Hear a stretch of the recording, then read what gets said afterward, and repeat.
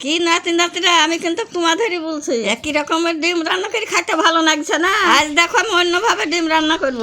প্রথমে কড়াইতে শুকনি লঙ্কা, গরম মশলা, ধনে, জিরে, গোলমরিচ দিয়ে হালকা একটু ভাজি শিলে ঢেলে নেব। মশলাগুলো একটু ঠান্ডা হলে শিলে ভালো করে বাইকটি তুলে নেব।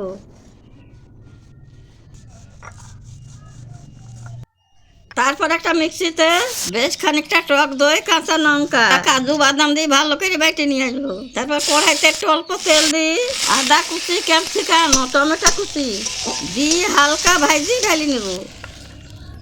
একটা বাটিতে ডিমগুলো এক এক করে ফাটিয়ে নিই, কড়াইতে সামান্য তেলটা দিয়ে ডিমটা দিই, বলতে ডিম পচের মতন ভাজি নেব। এইভাবে সবগুলো আমি ভাজি তুলে নেব। কড়াইতে বেশ খানিকটা তেল দিয়ে পেঁয়াজ কুচি দিই, একটু লাল লাল করে ভাজি নিই। ফের আদা রসুন বাটা দিয়ে কষি নিই। এবার টক দইয়ের পেস্ট, লবণ, সামান্য চিনি দিয়ে ভালো করে কষাবো। তারপর মশলা থেকে তেল ছেড়লে জল দিব। ঝোলটা ফুটে আসলে ভাজা ডিম, ক্যাপসিকামগুলো দিয়ে দেবো।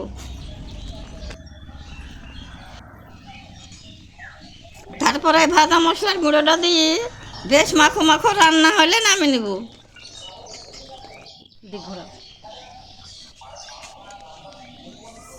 এবার তো আমি গরম গরম ভাতের সঙ্গে টেস্ট করবো। বাবা, খাইতে খুব মজা হয়েছে। সবাই ভালো থাকো। পরের ভিডিওতে আসতে টাটা।